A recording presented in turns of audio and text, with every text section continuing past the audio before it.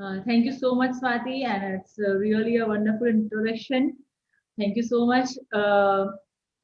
And definitely, I would like to congratulate Metas Adventist International School कि जिन्होंने इतना अच्छा एक स्टेप लिया है जो सिर्फ बच्चों के एकेडमिक के बारे में नहीं सोच रही है। जनरली ये होता है कि स्कूल का मतलब क्या, तो बच्चों के एकेडमिक्स पे ही फोकस किया जाता है, but this is a wonderful step by your school and I would really appreciate कि आप उनके थॉट प्रोसेस पे, उनके बिहेवियर पे, बच्चों के फ्यूचर के लिए आप वरीड है। जैसे हमारी 2-3 मीटिंग हुई, मैंने देखा कि सब टीचर्स दे आर कंसर्न कि हमारे स्कूल के बच्चे सिर्फ एकेडमिकली डेवलप हो या ग्रोथ हो, उनका ऐसा नहीं है। You want them to succeed in their life, और लाइफ में सक्सेसफुल होने के लिए बहुत सारे पैरामीटर्स होते हैं। सिर्फ मार्क्स या grade is not the parameter to become successful person. एक ह्यूमन बीइंग को सक्सेसफुल होने के लिए there are so many areas जिसके ऊपर वर्क करना पड़ता है हमको। एंड मैं इसलिए आपकी मेटास एडवांटेज इंटरनेशनल स्कूल को कॉन्ग्रेचुलेट करना चाहूंगी कि आपने ये जो सीरीज स्टार्ट की है, you have taken a step कि हम पेरेंट्स के साथ बात करेंगे, हम पेरेंट्स की क्वेरीज को सॉल्व करना चाहते हैं। तो big clap for you people, teachers and trustees and entire school, जो ये इतना वंडरफुल काम कर रहे हैं। और इसके साथ साथ मैं उन सब पेरेंट्स को भी कॉन्ग्रेचुलेट कहना चाहूंगी जो सही में कंसर्न है अपने बच्चों के लिए, और इसीलिए आज संडे के दिन शायद अपने काम या अपना रेस्ट या अपना शेड्यूल को छोड़ के आज हमारे साथ जुड़े हैं। तो कहीं ना कहीं ये वो पेरेंट है जो सही में चाहते हैं कि उनके बच्चों का डेवलपमेंट हो। सो मैं आई think I can't see the parents, but मैं उन सब पेरेंट्स के लिए मैं चाहूंगी कि आप अपने लिए और सब अपने पेरेंट्स के लिए बिग राउंड ऑफ अप्लॉज एक बार क्लैप करें कि this is a big step. मुझे सही में I am so happy for today's initiative. जैसे स्वाति ने बताया, मैं लास्ट 16 ईयर से मैं बच्चों के साथ ही जुड़ी हूँ। मैं बच्चों के साइकोलॉजी के साथ ही काम करती हूँ। इवन मेरी भी स्कूल थी before 10 years. I was running a pre school. तो बच्चों के साथ काम करना, बच्चों के लिए काम करना, ये मेरा पैशन है। और पेरेंटिंग है ना, एक बहुत वंडरफुल सब्जेक्ट है। मैं इसको सब्जेक्ट भी नहीं समझती। I would say parenting is an art. Swati ma'am, क्या आपके साथ जो पेरेंट्स जुड़े हैं they are live on Zoom? So क्या आप इंटरेक्ट कर सकते हो उन लोगों के साथ? I think some network issues there. Okay fine. So what I believe के पेरेंटिंग सवालों के जवाब जानेंगे जो आज टॉप। सो आप पहले मतलब जो भी हमने आज डिसाइड किया है कि जिन टॉपिक्स के बारे में हम बात करना चाहते हैं, मतलब पेरेंट्स हमने डिसाइड किया है, वो पहले आप टॉपिक थोड़ा सा एक्सप्लेन कीजिए। फिर लास्ट 15 मिनट्स में पेरेंट्स के जो भी सवाल हैं वो हम देख रहे हैं, चैट के थ्रू हम देख रहे हैं, और लास्ट 15 मिनट्स में वो उनके आंसर्स हम कोशिश करेंगे कि आपसे मैक्सिमम क्वेश्चंस के आंसर जान सकें। डेफिनेटली। सो जब एक आर्टिस्ट होता है तो आर्टिस्ट की कोशिश क्या रहती है? एक आर्टिस्ट क्या चाहता है? सपोज अ पेंटर, तो पेंटर क्या चाहेगा कि वो प्लेन पेपर में से उसको एक ब्यूटीफुल पिक्चर बनाए, एक ब्यूटीफुल पेंटिंग बनाए कि जो बेस्ट हो। अगर एक स्कल्पचर बनाने वाला है तो वो क्या करेगा? वो भी वही कोशिश करेगा कि उसका स्कल्पचर एक मिट्टी में से बहुत ही सुंदर ब्यूटीफुल स्कल्पचर बने। ऐसे कोई भी आर्टिस्ट है, अगर कोई डिजाइनर है तो वो हमेशा यही चाहेगा कि उसकी डिजाइन वो बेस्ट डिजाइन करे। सो हम तो एक लाइफ डिजाइन कर रहे हैं। हमारे हाथ में ईश्वर ने जब बच्चा दिया है तो we are not there,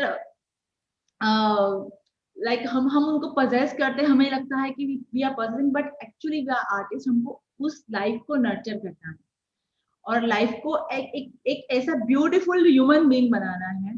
so this is an art कि जहाँ पे आप, क्योंकि आज की पेरेंटिंग पे, आपके आज के बिहेवियर पे, आपके आज के वर्ड्स पे, आप उसको कैसा एनवायरनमेंट दे रहे हो, उस पे वो एक एडल्ट बनेगा, एक ह्यूमन बीइंग बनेगा, उसकी थॉट प्रोसेस कैसी रहेगी, वो बड़ा होके किस तरह बिहेव करेगा, उसका इनर वॉइस क्या होगा, वो अपने लिए क्या सोचेगा, ये सब कुछ डिपेंड करता है उसके आज की पेरेंटिंग पे।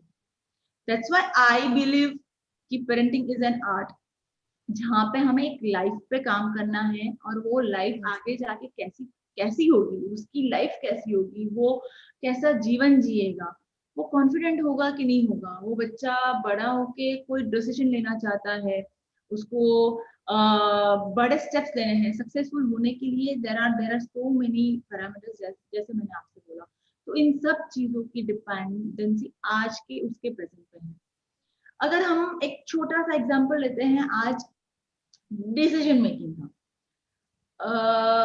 क्या आप लोगों में से किसी ने ऐसा फेस किया है पेरेंट्स की, हम जब डिसीजन लेने चाहते हैं तो हम कंफ्यूज हो जाते हैं, या हम अपने फ्रेंड से पूछते हैं, या तो हम डिसीजन लेने के बाद भी सोचते हैं कि यार ये सही था कि गलत था।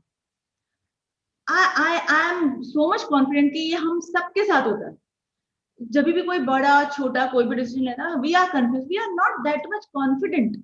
शायद हमें वो तकलीफ हो रही है, हमको लगता है यार कोई आके हमारा ये काम कर दे, हमें डिसीजन नहीं लेना है, राइट? तो ऐसा क्यों होता है, और ऐसा ना हो इसलिए हम क्या कर सकते हैं? तो इस ऐसी सिचुएशन क्रिएट होने का के पीछे का रीजन है हमारा conditioning. Conditioning in the sense, जब बच्चा छोटा होता है, एक हमारा है ना इंडियन कल्चर का एक सिस्टम है, या तो हम पहले से ऐसा देखते आ रहे हैं, कोई इसमें कोई एक किसी पर्टिकुलर इंसान की गलती नहीं है, ये बहुत सालों से चलता आ रहा है कि अगर बच्चा है वो चाहेगा कि नहीं आज है ना मुझे ये ब्लैक कलर का शर्ट पहनना है, तो वो शर्ट पहन के आएगा ना, तो हम बोलेंगे नहीं नहीं ये ब्लैक क्यों पहना, ये तो भी नया लिया है, इतना नया पहनने की अभी जरूरत नहीं है ना, अभी आज इतना कोई बड़ा फंक्शन नहीं है, हम शादी में नहीं जा रहे कि तुम नया शर्ट पहन के घूमो, नहीं इसको आप इसको तुम खराब कर दो कि इसको छोड़ दो, वो पुराना वाला जो शर्ट है ना रेड, वही पहन। यानी उसने कुछ डिसीजन लिया, बट हमने उसको गलत साबित किया। अब क्या खाना है, बच्चों की भी चॉइस होती है, दे हैव फ्री, तो दे कैन डिसाइड व्हाट, नहीं ये नहीं खाना है, ये जंक फूड है, आप ये नहीं खा सकते हो। तो हम डायरेक्टली सजेशंस पे आते हैं, इंस्ट्रक्शंस पे आते हैं, हम आते हैं कि you have to follow our rules, कब पढ़ना है, कितना पढ़ना है, कौन सा सब्जेक्ट करना है, किस टाइम पे क्या काम करोगे, आपके फ्रेंड्स कैसे होने चाहिए, नहीं ये फ्रेंड अच्छा नहीं है आप उसके साथ बात नहीं करोगे। ऐसी शायद अगर हम लिस्ट बनाए तो there is a big list, जहाँ पे एज अ पेरेंट हम बच्चों को बार बार सजेस्ट करते हैं आप ये करो ये मत करो। सो फाइनली ये होता है कि it's full of suggestions, full of advises, full of information कि ये करोगे ये नहीं करोगे, ये करोगे ये नहीं करोगे। तो डूज एंड डोंट्स का लिस्ट हमारा इतना बड़ा हो जाता है कि फाइनली उस बच्चे का ब्रेन धीरे धीरे धीरे धीरे ये डिसीजन पे आ जाता है कि आई कांट टेक डिसीजंस, मेरे सारे डिसीजंस रॉन्ग होते हैं, and I have to follow. अब इस ब्रेन ने इस चीज को फिक्स करना शुरू कर दिया कि मुझे हर एक इंस्ट्रक्शंस को फॉलो करना है, क्योंकि फॉलो नहीं करेगा तो वो गलत साबित होगा या उसको डांट पड़ेगी। अब ब्रेन का कंडीशनिंग होने लगा और वो हो गया फाइनली प्रोग्रामिंग कि I have to follow, I can't take decision. अब यही सिचुएशन चलती है 10-15 सालों तक। 15-16 साल का बच्चा होता है तब हमें लगता है कि यार अब तू बड़ा हो गया है, इतनी समझ नहीं है, अगर उसे कुछ डिसीजन लेना है, उसको स्ट्रीम नक्की करना है, उसको कॉलेज नक्की करनी है, उसको बहुत सारे डिसीजन लेने का टाइम तब तक आ जाता है। और 15 साल से भी आगे जाए तो 20 साल पे 25 साल पे उसकी लाइफ के डिसीजन लेने हैं, उसको बिजनेस करना है, उसको जॉब करनी है, कौन से फील्ड में जाना है, क्या काम करना है। तब एज अ पेरेंट हमको लगता है तू इतना बड़ा हो गया, तुझे समझ नहीं आया तुझे क्या करना है, why can't you take decision, सब कुछ हमें पूछ के करेगा क्या, है ना? पेरेंट को ये कंप्लेंट बहुत यूजुअली रहती है, इतना बड़ा हो गया सब हमें पूछने आता है, कुछ तो खुद किया कर। बट क्योंकि बचपन से लेके आज तक उसके ब्रेन को हमेशा एक एक सिस्टम को फॉलो करने की, इंस्ट्रक्शंस को फॉलो करने की आदत है, तो ब्रेन को ये नहीं पता है how to take decisions, how to think. Brain का एक्चुअल काम क्या है? सोचना, राइट? तो जब सोचने का वक्त था, वो सोचने की कोशिश कर रहा था कि मुझे क्या करना है, क्या पहनना है, क्या खाना है, क्या पढ़ना है, अभी खेलने जाऊं कि अभी पढ़ने बैठूं। तब हमने उनको गाइड करने की जगह पे हमें उनको बताना है कि आपको ये दो ऑप्शन है, आप देख लो विच इज बेटर। उसकी जगह पे हमने सीधा उनको सलाह दे दी, अभी यही करोगे। तो इसका नतीजा ये आया कि ब्रेन ने सोचना बंद कर दिया, उसको सोचना नहीं आता है। And finally what is the result? Person can't take decision. वो बच्चा 15 साल में आके डिसीजन नहीं ले पाता है और वो डिपेंडेंट बन जाता है अपने पेरेंट्स पे। भैया आप जो बोलो वो मैं करने को रेडी हूँ। तो he will be a good follower. तो शायद जॉब अच्छी कर लेगा, पर आप अगर आपका बिजनेस है या उसको बिजनेस करना है, तो वो डिसीजन में वो हमेशा पीछे रहेगा, अपने लाइफ के डिसीजन में हमेशा पीछे रहेगा। तो ऐसे सिचुएशन में आप सबसे मुझे एक ही रिक्वेस्ट है कि छोटे छोटे डिसीजन लेने की मौके दो उनको। इनफैक्ट आप बाहर खाना खाने जा रहे हो ना, तो पूछो बेटा आज कौन सा फ्यूजन खाएंगे हम? क्या आपको चाइनीज खाना है कि साउथ इंडियन? कि हम आज रोटी सब्जी खाएंगे या भाजी पाव? ये छोटे छोटे डिसीजन, कुछ शॉपिंग कर रहे हो उसके लिए, घर के लिए, then let them take decision. ज्यादा से ज्यादा क्या करेगा बच्चा? छोटे छोटे डिसीजन में गलती करेगा, रॉन्ग डिसीजन आएंगे, तो हम है ही उसको ठीक करने के लिए, बट एटलीस्ट उसका वो कॉन्फिडेंट बनेगा कि मैंने जो डिसीजन लिया उसको फॉलो किया जाता है। एक बार गलती करेगा तो वो दूसरी बार सोच के डिसीजन लेगा। गलती इंसान एक बार करेगा, 2 बार करेगा, तीसरी बार वो बच्चा भी समझदार है तो वो भी सोचेगा कि हाँ गलती, लास्ट टाइम मैंने ये गलती की थी, इस बार मैं और कुछ आइडिया लगाओ इसके पीछे। एक एग्जांपल मैं देना चाहती हूँ आप सबसे। एक बच्चा था, वो हमेशा, जैसे बच्चे फिर इनके साथ घूमते हैं कार, तो ऐसे उसकी मम्मी को हमेशा आदत थी कि जब भी घर आएगा या कोई डेस्टिनेशन आ जाएगा तो शी विल टेल के बेटा चल उतर जा। अब हर वक्त जितनी बार उतरना है ना, उसकी मम्मी को आदत ही थी कि वो इंस्ट्रक्शन देगी देगी, बेटा उतर जा। अब एक्चुअली क्या सिचुएशन है, जब कार स्टॉप हो रही है, डेस्टिनेशन आ गया, बच्चे को पता होता है कि मुझे यहाँ उतरना है, पर शायद वो हमसे 2-5 सेकेंड लेट चल रहा है, वो कुछ अपने थॉट प्रोसेस में होता है, कुछ देखता रहता है, तो उसको टाइम लगता है। बट हम पेशेंट हो जाते हैं। और जब उसके पेरेंट मेरे पास लेकर आए ना, तब सिचुएशन ये थी कि वो 15 साल का बच्चा था ना, उसको भी बोलना पड़ता था बेटा उतर जा। तो अब मम्मी इरिटेट हो रही थी। जब पूरी हिस्ट्री में मैं गई, पूरी केस स्टडी मैंने किया कि फाइनली ये हो क्या रहा है, तब मुझे समझ में आया कि ये हो रहा है कि उस बच्चे के दिमाग को आदत हो गई है कि कार का डोर खोल के तभी उतरना है जब उसको ये वर्ड सुनाई दे। इट वॉज अ प्रोग्रामिंग, क्योंकि फाइनली हर बच्चा का जो ब्रेन है वो एक कंप्यूटर जैसा है, उसका प्रोग्रामिंग जैसा होगा वैसा ही हमको मिलने वाला है। So this is the example. आप अपने अपने अपने बच्चों के साथ ऐसा कुछ ना कुछ इंसिडेंट्स को रिलेट कर सकते हैं कि कहाँ कहाँ कहाँ ऐसा होता है जहाँ पे वो बच्चा डिपेंडेंट हो जाता है। So this was the example. ऐसे ऐसे बहुत सारे एग्जाम्पल मेरे पास है कि जहाँ पे अगर इंस्ट्रक्शंस की जगह पे, यानी इसको मैं एक शॉर्ट एंड स्वीट वर्ड में बोलूँ ना, तो हमको बच्चों के लिए पाथ बनाना नहीं है, हमको उसको उस जर्नी पे चलने के लिए प्रिपेयर करना है। पर हम ये गलती कर देते हैं कि हम पूरी जर्नी डिजाइन कर देते हैं, रास्ता भी हम ही बना के देते हैं, हमारा बस चले तो उठा के हम ही पहुंचा। पर नहीं, कब तक? उससे अच्छा है कि हम उस बच्चे को इतना प्रिपेयर करें, उसको इतना ज्यादा हम तैयार करें कि वो पूरी जर्नी में वो आगे बढ़ पाए, और कहीं गिरेगा तो हम संभालने के लिए हैं। So this was yes ma'am. Yes, ma'am. This was about decision making. Now, ma'am, can we know a little bit about that other topic? Because Yes, time definitely. constraint. Yes, ma'am. Yes, yes, That, yes. हाँ, like बच्चा कहाँ से झूठ बोलने की आदत कहाँ से आती है, so that you know पूरा फिर सेशन का हम फ्लो अच्छे से टाइम लिमिट सी फाइनली एक चीज तो हमेशा से याद रखनी है, बच्चा जो कुछ भी सीखता है वो हमें देखकर, हमें सुनकर सीखता है। आइदर वो स्कूल है या घर है, बच्चे का जो जितना भी प्रोग्रामिंग हो रहा है वो कहीं ना कहीं देख के। और बच्चों के लिए पेरेंट्स एंड टीचर ये दोनों रोल मॉडल है। कि उन्होंने जो किया वो सब कुछ सही, यानी वो हम कर सकते हैं।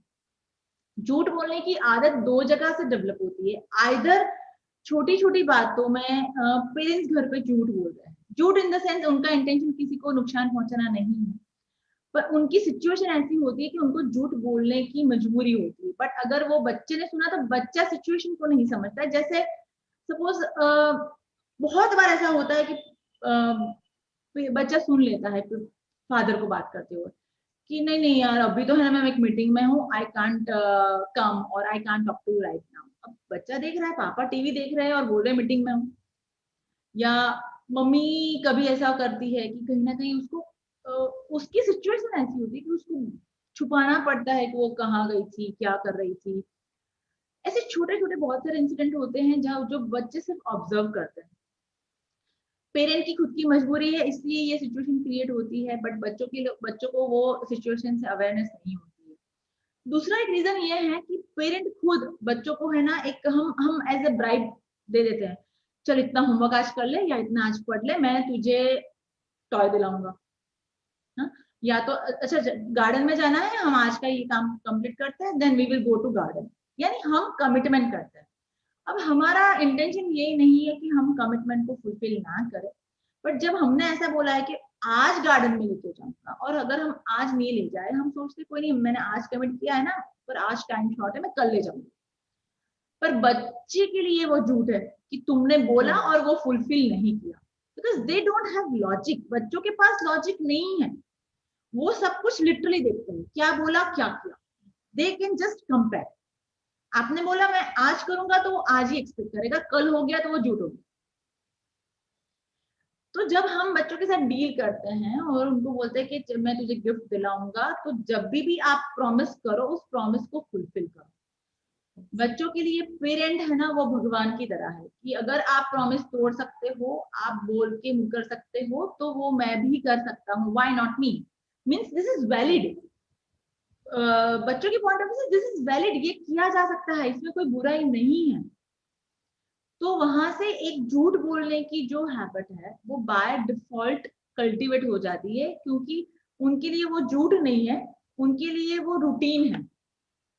तो अगर बहुत बार ऐसा होता है स्कूल से अगर नोट आया तो उसने उस दिन नहीं दिया, 10 दिन बाद दिया, ठीक है, तो उसने तो क्या सोचा, अगर मेरे पेरेंट मेरे या मम्मी या पापा मुझे कमिट करने के बाद 5 दिन के बाद 10 दिन के बाद दिला सकते हैं, तो क्या मैं नहीं दे सकता 10 दिन के बाद?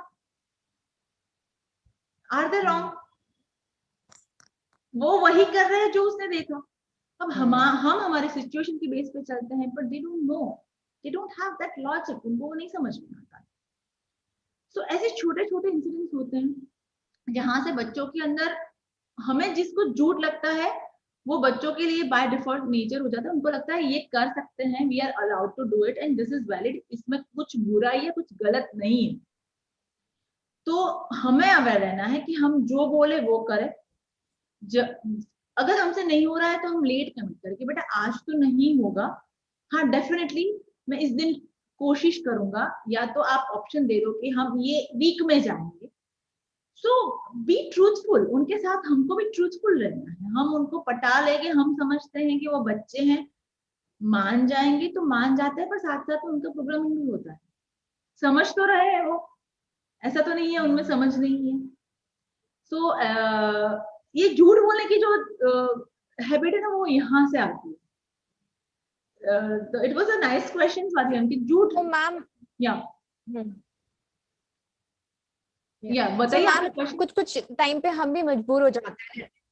यस मैम, तो कुछ कुछ टाइम में हम भी मजबूर हो जाते हैं कि वी हैव टू से दिस, बट बच्चों को समझ आए कि ये बहुत ही गलत चीज है जो हम छुपा रहे हैं, हम झूठ बोल रहे हैं। मतलब कुछ बच्चे क्या करते हैं, फिर जब वो आदत बन जाती है तो बहुत बड़ी बड़ी बातें छुपाने लग जाते हैं। तो वो बच्चों को कैसे समझाएं कि नहीं भाई हमसे नहीं छुपाना है, they can believe us, they can trust us. कैसे कर सकते हैं कि मतलब बच्चों को बहुत गलत बात जो वो छुपा रहे हैं वो समझ आए कि मतलब हाँ ये बहुत ज्यादा गलत है, ये आपको नहीं करना है, या आपको समझ आनी चाहिए इस चीज की। ये कैसे डेवलप करें बच्चों? Very nice question.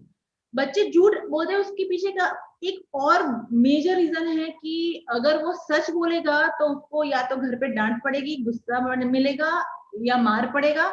अगर ऐसी सिचुएशन क्रिएट होने वाली है तो वो डेफिनेटली झूठ बोलेगा। बड़ी बड़ी बातों में भी झूठ बोलेगा। तो एज अ पेरेंट हमारी एक ड्यूटी बनती है कि हम घर में ऐसा एनवायरनमेंट दे कि बेटा आप आओ, कुछ भी है सच बोलो, और हम उनको प्यार से सुनेंगे, चाहे उसकी बहुत बड़ी गलती है, बट एज अ पेरेंट हमें उसको ऐसा माहौल घर पे देना है कि उसकी हिम्मत हो सच बोलने की। अगर हम उसको पता ही है यहाँ पे मुझे जोरदार डांट पड़ने वाली है, मार पड़ने वाला है, मुझे रूम में बंद किया जाएगा, खाना नहीं मिलेगा, तो क्या वो घर आके सच बोलने की हिम्मत करेगा? वो हिम्मत तभी होगी कि उसको पता है नहीं मेरी मम्मी पापा मुझे एटलीस्ट सुनेंगे, भले फिर गुस्सा करेंगे, मेरी गलती है तो मुझे डांट पड़ेगी, but it should be in a manner कि जहां पे उसकी हिम्मत तो कम से कम हमसे आगे वो एक्सप्रेस करने की। और इसलिए हमको एज अ पेरेंट क्या करना है, आप अपने बच्चों के साथ ऐसे टर्म्स रखो कि वो आए, आपके पास आए, सब कुछ शेयर कर पाए।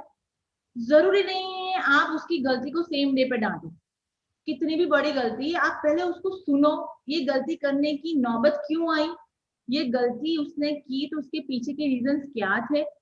उसके बाद उसको पूरा कंप्लीटली सुनने के बाद आप एक दिन बाद भी उसको समझा सकते हो कि बेटा देख तूने ये डिसीजन लिया उस बात उस जगह पे या उस सिचुएशन पे, उसकी जगह पे तेरे पास ये 2-3 ऑप्शंस भी थे, अगर तूने सोचा होता तो तेरी ये गलती से तू बच सकता था, तो नेक्स्ट टाइम ध्यान रखना। पर हम ये करते हैं कि हम हमारा रिएक्शन इमीडिएट होता है, हमारा रिएक्शन उसकी गलती जो इतनी होती है उससे बड़ा होता है, तो डर लगने लगता है, एज अ पेरेंट हम ही इनसिक्योर हो जाते हैं कि अरे मेरा बच्चा कुछ और गलत नहीं कर दे। बट नहीं, हमें पेशेंस रखना है, हमें पेशेंटली इस सिचुएशन को समझना है, उसको समझना है, उसको खुलने का मौका देना है कि तुझे जितना बताना है बता, क्या क्या हुआ, क्यों हुआ, किसके साथ आओ, तेरे दिमाग में उस वक्त क्या आया, तूने क्या सोचा, ऐसा क्यों सोचा। यू कैन आस्क क्वेश्चन कि अगर किसी को वो मार के आया, चलो तो ऐसा क्या हुआ था कि आपको मारने की नौबत आई, ऐसी सिचुएशन में क्या हुआ था, उसने क्या किया, आपने क्या किया। सो यू आस्क क्वेश्चंस, जितने ज्यादा क्वेश्चन पूछोगे तो उसको लगेगा कि हाँ मेरे पेरेंट्स मेरे मेरे टॉपिक पे, मेरी बात में, मेरे प्रॉब्लम में इंटरेस्ट ले रहे हैं। Once you will take interest, वो खुल जाएगा, आपके साथ सब कुछ शेयर करेगा, फिर दूसरे दिन आप शांति से समझाओ कि बेटा मुझे ये लग रहा है कि तूने जो मारा उसको, उसकी जगह पे तू टीचर को या मुझे कंप्लेन कर सकता था और इसका सोल्यूशन हम दूसरी तरह से निकाल सकते। अब वो तो वहां पे मार के आया या झगड़ा करके आया और घर पे हम ही उसको एक ठोक देंगे, तो क्या दूसरी बार वो हिम्मत करेगा हमें कुछ बताने की? सो हमें ऐसे छोटे छोटे सिचुएशन पे जब पहले दिन से ही ऐसा एटमोसफियर देना है कि let them talk to us, हमें वो माहौल बनाना पड़ेगा, और ये हमारी पेरेंट की ड्यूटी है कि हम ऐसा एटमोसफियर दे उनको। बड़ी से बड़ी गलती भी करे ना तो एक बार उसकी हिम्मत होनी चाहिए कि वो घर पे आके बताए, बिकॉज घर एक ऐसी जगह पे है, वहां उसको सिक्योरिटी फील होनी चाहिए कि दिस इज द प्लेस, वहां मैं सेफ हूँ। अगर घर पे ही वो अनसेफ हो जाएगा तो वो बच्चा कहाँ जाएगा? माँ सबसे सेफेस्ट प्लेस है, माँ की गोदी बच्चों के लिए सेफेस्ट प्लेस है। मैं कैसा भी हमें बच्चों को ये बताना है बेटा तेरी ये आदत गलत है, तूने जो ये किया वो काम गलत है, तूने जो ये डिसीजन लिया वो गलत है, नहीं कि तू पूरा रॉन्ग है। बट हम बाय डिफॉल्ट ये बोल देते हैं तू डफर है, तू बदमाश है, तू नॉटी है, हमको उसको वो टैग नहीं देना है, ये टैग उसकी आइडेंटिटी को लग रहा है, टैग हमें देना है उसकी थॉट प्रोसेस को। बेटा तूने ये सोचा वहां पे मुझे कुछ गड़बड़, तूने ये बिहेव किया वो कुछ गलत है, तेरी जो ये हैबिट है I think you should change that habit. तो हमें जो टैग करना है वो उसकी हैबिट्स को करना है, उसके बिहेवियर को करना है, नहीं कि एज अ ह्यूमन बीइंग तू पूरा गलत है। जिस दिन उसको ये सिक्योरिटी मिल जाएगी ना, बच्चा झूठ बोलना बंद कर। I hope I can explain it whatever is your question, Swati. Yes ma'am, most of the parents इसी तरह के क्वेश्चंस पूछ रहे हैं जो मोस्टली हमने कवर अप कर लिए हैं, but let's start with Q&A because I think जैसे क्वेश्चंस आ रहे हैं उससे हमारा सेशन में हम पता नहीं कवर कर पाते कि नहीं कर पाते, बट कुछ क्वेश्चंस हमने लिए। तो पहला जो क्वेश्चन है वो ये है ma'am, my child is in always in depression and the child is in class 11th grade. तो मतलब एक बहुत बड़ा प्रॉब्लम हो चुका है डिप्रेशन आजकल, बिकॉज हर चीजों का स्ट्रेस है। तो हाउ हम कैसे बच्चों को हेल्प कर सकते हैं to get out of this?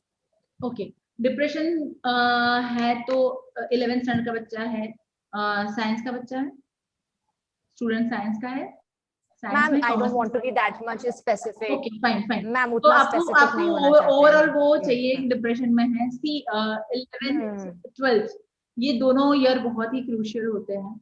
उस वक्त पे बच्चों पे बहुत ज्यादा पीयर प्रेशर होता है, स्कूल की कंपटीशन का, फ्रेंड्स की कंपटीशन का, मार्क्स का, एडमिशन कहाँ मिलेगा। 11th में आते ही है ना बच्चा एकदम से बड़ा हो जाता है, उसको लगता है कि मेरा करियर का क्या होगा, मैं क्या बन पाऊंगा, मैं कैसे, मेरा अर्निंग कैसे रहेगा। तो 11th 12th में डिप्रेशन का सबसे ज्यादा जो प्रॉब्लम है उसकी पीछे का रीजन, उसको अपना फ्यूचर का टेंशन होना चालू हो जाता है। दूसरा, एक आसपास में एक माहौल भी ऐसा है कि इतने मार्क्स आने ही चाहिए, इतने मार्क्स नहीं आएंगे तो अच्छी कॉलेज में एडमिशन नहीं मिलेगा या इस फील्ड में एडमिशन नहीं मिलेगा। तो I think I would suggest to all parents, घर में ये डिस्कशन करना बंद कर दीजिए कि मार्क्स कितने आने चाहिए। एक बात, कौन सी कॉलेज में एडमिशन लेना है, कौन सा फील्ड लेना है।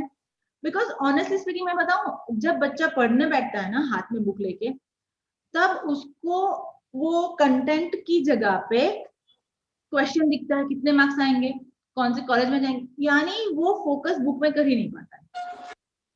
मेरे पास बहुत सारे ऐसे बच्चे आए काउंसलिंग के लिए, स्पेशली जो ये आपने क्वेश्चन पूछा 11th का, तो मैंने उनके साथ बात कर कर कर करके ये बोला, हाँ मैम सही में ऐसा होता है। जब हाथ में बुक आती है ना, तो बुक का जो सब्जेक्ट है, सपोज कि वो बायोलॉजी लेके बैठा है, तो वो बायोलॉजी उसको नहीं समझ में आता है, वो पढ़ ही नहीं होता है, वो क्वेश्चन स्टार्ट हो जाता है उसके लिए, कितने मार्क्स, कौन सी कॉलेज, कौन सा फील्ड, कौन सा मेडिकल में जा पाएगा नहीं पाएगा, आगे जाके कैसा डॉक्टर बनेगा, सक्सेसफुल होगा नहीं होगा।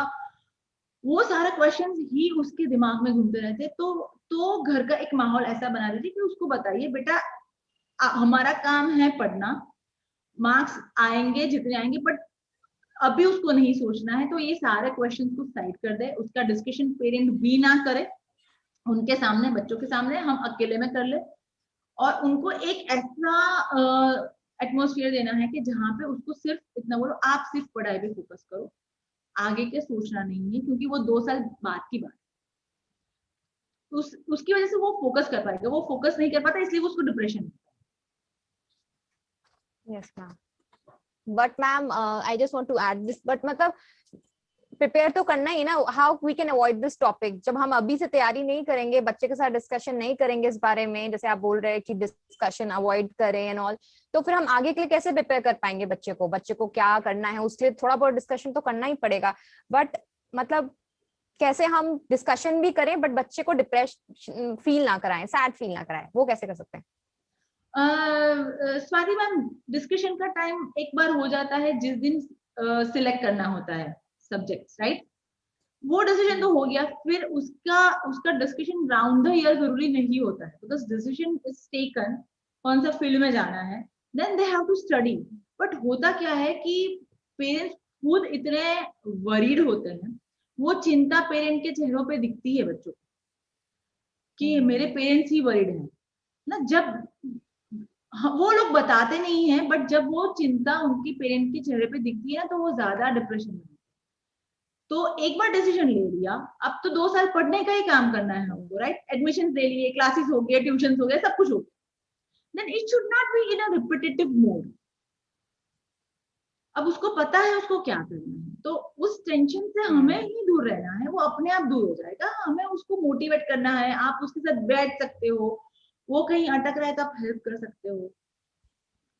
तो 11th 12th is very crucial year, और उस टाइम पे बच्चों का खुश रहना बहुत ज्यादा जरूरी है पढ़ाई के साथ साथ। Okay, ma'am, let's move to next question. Child is not interested in outdoor games. How to inspire him or her? Okay. Outdoors game, बाहर जाना इतना पसंद नहीं है, खेलना कूदना पसंद नहीं है। फाइन।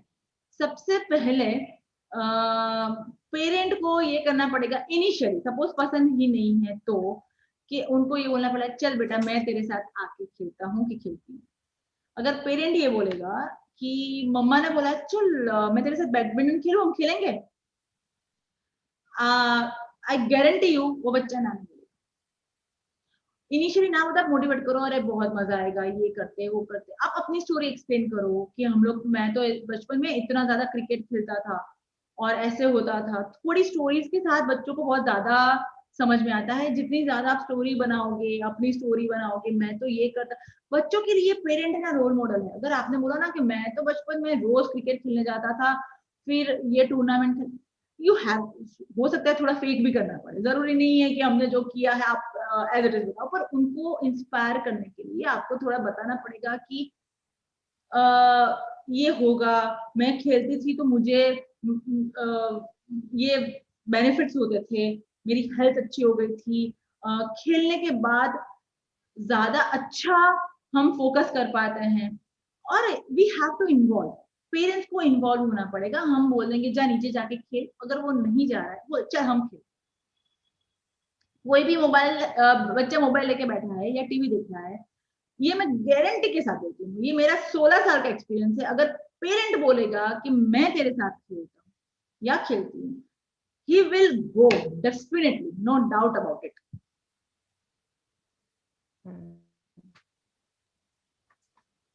यस मैम, सही कहा आपने, अगर हम इन्वॉल्व होंगे तो बच्चे भी इन्वॉल्व हो जाएंगे। Okay ma'am, let's move to the next question. How to increase child's confidence, encourage them, suggest some tips. कुछ बताइए बच्चे को कैसे हम इनकरेज करें और कॉन्फिडेंस उन पे बिल्ड करें। जो सबसे पहला पॉइंट कवर किया, कॉन्फिडेंस लाने के लिए let them take decisions, let them do work. उनको गलत काम भी करने दो, गलत यानी नहीं कि वो मिस्टेक्स करें। अगर घर में कोई काम है तो आप उसको वो काम में इन्वॉल्व करो और उनके ऊपर वो काम छोड़ दो कि ले तू कर ले, उसको टाइम लगेगा, डेफिनेटली टाइम लगेगा। एकदम छोटे बच्चे हैं, सपोज मैंने देखा है 2.5, 3, 4 साल के बच्चे, अगर हम लोग कहीं गए हैं, मैंने नोटिस किया ये सब चीजें कि पेरेंट क्या करता है कि बच्चा शूज पहनने की कोशिश करता है ना, धीरे धीरे, अब बच्चे के हाथ भी छोटे हैं, उसको शूज पहनने में टाइम लगता है। मम्मी क्या करती है, अरे अरे तो छोड़ छोड़, तुझे नहीं पाएगा, मैं फटाफट पहना देती हूँ, हमको जल्दी। अब ऐसी छोटी छोटी बात, अगर वो कुछ काम कर रहा है, नहीं नहीं तू, तुझे बहुत टाइम लगता है, तू बहुत स्लो है, ला मैं करके देती हूँ, डोंट डू इट, उनको करने दो। उनकी बैग पैक करनी है, उनको आधा घंटा लगता है, अरे चल फटाफट करके देती हूँ, मैं 2 मिनट में खत्म हो जाए, नहीं, तू ही करेगा, तू ही कर, भले आधा घंटा। तो उसको काम करवाना है, उसको काम में इन्वॉल्व करना है। कॉन्फिडेंस खुद के हाथ से काम करने से ही आएगा, खुद के डिसीजन देने से ही आएगा, उसको हम थियोरिकली नहीं दे सकते। उसके लिए प्रैक्टिकल, लाइफ में प्रैक्टिकल होना ही पड़ेगा, और उसको उसको लेट देम डू, गलती करे, गिराए, गंदा करे, करने दो। ट्रू मैम, या okay ma'am, next question. Child is super naughty, stubborn, hiding things, telling lies, just way to improve. So आधा तो हमने कवर अप कर लिया है, but like super naughty, stubborn, ये वाला पार्ट थोड़ा सा मैम elaborate कर सकें आप तो। मुझे एज जानना पड़ेगा, super naughty and stubborn, age matters. Okay. So ma'am, this age group must be in the primary. Ma'am must be somewhere around in the primary class, or like somewhere like 6 up to 8 years, you can say. Up to 8 years. Okay. Naughty अगर बच्चा है, means उसके अंदर बहुत ज्यादा physical energy है। I can understand, जो last year हमारा पूरा गया पेंडेमिक वाला, तो वहां पे बच्चों की एनर्जी डाइवर्ट नहीं हुई है, और बहुत सारे बच्चे इसी फेज में हैं कि जहाँ पे उनकी, क्योंकि दे हैव ट्रेमेंडस फिजिकल एनर्जी, ना स्कूल जा रहे हैं, ना खेल रहे हैं, ना फ्रेंड से मिल रहे हैं। सो जब भी बच्चा हाइपर हो रहा है, उस बच्चे को एक स्पोर्ट्स में डालना बहुत जरूरी है। उसको कोई भी एक स्पोर्ट की एक्टिविटी आप स्टार्ट करवा दो, बिकॉज बच्चा नॉटी है, उसको बहुत ज्यादा घर में भी उछल कूद कर रहा है, इसका मतलब ही यही है कि उसके अंदर फिजिकल एनर्जी बहुत ज्यादा है। और वो फिजिकल एनर्जी अगर यूटिलाइज राइट चैनल पे, राइट पाथ पे नहीं हुई तो वो रॉन्ग जगह भी वो यूज तो करने ही वाला है, तो फिर आपको परेशान। ऐसे बच्चों को सबसे पहले किसी भी एक फिजिकल एक्टिविटी, स्पोर्ट्स में, अगर म्यूजिक पसंद है तो डांस में एनरोल करवा दो, उसकी एनर्जी इतनी यूज हो जाएगी वो घर पे शांत। Okay. Yes, ma'am. And confidence built and telling lie वाला तो हमने कर ही दिया है, hiding things वो हमने बता दिया है, right, ma'am? Okay, last question for day, ma'am. How to develop both sides of brain if baby is grown? Is there any way to do this? I think यहाँ पर gray matter, white matter या right और left brain के बारे में वो पूछ रहे हैं. How to develop both sides of brain if baby is grown? Is there any other way to do it? Yes, ma'am. That's the question. यहाँ पे कोई भी एज का बच्चा हो, इट्स ग्रोन मीन्स कितने भी साल का बच्चा हो, हम बड़े भी इस चीज को आज भी अप्लाई करके right brain and left brain दोनों को एक साथ काम करना कर सकते हैं। बहुत सारी ब्रेन एक्टिविटीज भी होती है जहाँ पे राइट एंड लेफ्ट दोनों ब्रेन को काम करना है। मैं एक सिंपल एक्सरसाइज बता रही हूँ कि अगर ऐसी एक्सरसाइज आती है वो आप करो। और सबसे पहले यूज बोथ हैंड, यानी अगर बच्चा राइटी है ना, उसको बोलो कि आप कलरिंग लेफ्ट हैंड से करना शुरू करो, यानी जितना हो सके उतना ज्यादा दोनों हाथ का साथ में काम लेना है, राइट एंड लेफ्ट बोथ। अगर हम बड़ों की बात करें ना, तो मैं बहुत से लोगों को ये एडवाइस देती हूँ, आप सुबह का ब्रश लेफ्ट हैंड से करना शुरू कर दो। हम सब ब्रश करते ही है, सबकी आदत है, हम we do it with right hand, right? You start it with left hand. तो लेफ्ट हैंड से जब लेफ्ट हैंड एक्टिवेट हो जाता है, अपने आप राइट ब्रेन एक्टिवेट होगा। अगर राइटी है, लेफ्टी है इंसान, तो उसको राइट हैंड को यूज करवाना पड़ेगा। यानी ऐसी एक्टिविटी में इन्वॉल्व करो जहां दोनों हाथों को एक साथ काम करना पड़े। अब ऐसी कौन सी एक्टिविटी है? बास्केटबॉल खिलाओ, अगर बच्चा घर पे खेल सकता है, बाहर कर सकता है, बास्केटबॉल जहाँ पे दोनों हाथों को उसको एक साथ काम करवाना है ना। आप पेंटिंग, कलरिंग, उसके लिए लेफ्ट हैंड को इन्वॉल्व कर सकते हो। अच्छा, आप अगर खेल रहे हो बच्चे के साथ, तो आप टर्न बाय टर्न करना है। चलो पहले left hand then right hand, दोनों हाथ से बॉल को कैच भी करना है और थ्रो भी करना है। बहुत छोटे बच्चे हैं जो प्री प्राइमरी के या 5, 6, 7 साल के, बीडिंग वगैरह काम, देन पेपर टेयरिंग, बहुत सारी एक्टिविटीज ऐसी है जहाँ पे दोनों हाथ कंपल्सरी यूज करने हैं। तो आप लोगों को ये ढूंढना है कि कैसे करके हम बच्चों को दोनों हाथ से काम करें। कुछ नहीं तो लास्ट में कलरिंग तो करवा ही सकते हो कि ये लेफ्ट हैंड से कलरिंग करोगे, it will definitely enhance the right brain. और बहुत सारी एक्टिविटीज है Swati ma'am, you can help your parent. मैं एक सैंपल दिखा देती हूँ, जैसे ये वाली एक्टिविटी, ठीक है? आप स्कूल में भी करवा सकते हो, है ना? ये है ना, हाँ, तो दोनों ब्रेन को एक साथ उनको काम करना पड़ता है। Getting my point? ऐसी बहुत सारी एक्टिविटीज है।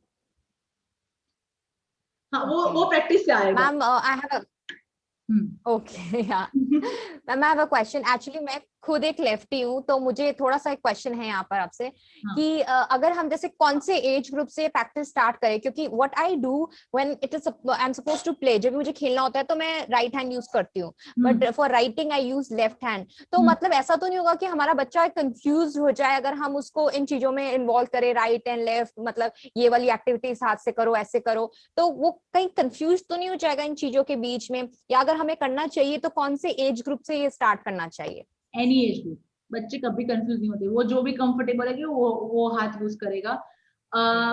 दोनों हाथ का यूज होने से दोनों ब्रेन एक्टिवेट हो ही जाएंगे। फाइनली हमें वहां पे स्विच होना है कि एक ही टाइम पे दोनों हाथ चल रहे हैं। आप अलग अलग एक्टिविटी कर रहे हो, एक टाइम पे राइट हैंड की एक्टिविटी हो गई, दूसरे टाइम पे लेफ्ट हैंड की, तो दोनों ब्रेन एक्टिवेटेड है, बट दोनों को एक साथ चलाना है at same time on same activity. इसके लिए वाली एक्टिविटी है या बास्केटबॉल है जहां पे एक ही वक्त पे दोनों हाथ को एक साथ एक दूसरे का कोऑर्डिनेशन करके चलना है। जब दोनों हाथ का कोऑर्डिनेशन एक साथ होता है, तब दोनों ब्रेन का कोऑर्डिनेशन भी साथ में होना शुरू होता है। So you have to plan activity where you have to use your both hands simultaneously. Right.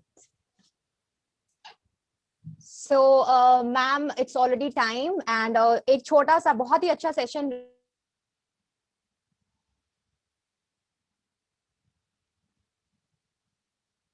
तो एक कुछ भी मैसेज, आपने बहुत कुछ सिखाया है, बट एक छोटा सा कोई मैसेज आप पेरेंट्स को कन्वे करना चाहेंगी?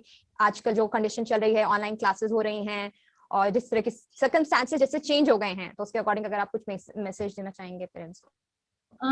डेफिनेटली सर्कमस्टेंसेस चेंज हो रहे हैं, तो पेरेंट्स को एक ही मैसेज है, the way you are grown, new generation is different, they are very smart, very intelligent, और उनका सोचने का तरीका थोड़ा डिफरेंट है, उनका काम करने का तरीका भी थोड़ा डिफरेंट है, तो उनको समझने की कोशिश करो, उनको ऐसा माहौल दो कि वो they can groom like they flourish, आपके हाथ में है कि आप कैसा एटमॉस्फेयर दे सकते हो कि जहाँ पे वो खिल जाए बच्चे। ये बच्चे है ना, फूल की तरह होते हैं, बहुत जल्दी मुरझा जाते हैं, बहुत जल्दी खिल जाते हैं। Give them lot of love. मैं सबको एक एडवाइस हमेशा देती हूँ, मिनिमम 7 टाइम्स हग करो अपने बच्चों को। इमोशनल इमोशनल क्वोशंट बहुत जरूरी है। बच्चे जब इमोशनली हेल्दी होते हैं ना, इमोशनली सिक्योर्ड होते हैं ना, वो खुल जाते हैं, वो खिल जाते हैं। तो मैं हमेशा हर पेरेंट को ये बोलती हूँ, hug them minimum 7 times a day, वो छोटा हो या बड़ा हो, भले 20 साल का बच्चा हो, उसको भी वो हमारा प्यार, वो टच की बहुत जरूरत होती है। Give them lot of time, once they will fly, वो हमारे हाथ में नहीं आने वाले हैं। So give them lot of time. True. And उनको रास्ता दिखाओ, रास्ते पे चलने के लायक बनाओ, उनके लिए रास्ता बनाओ मत।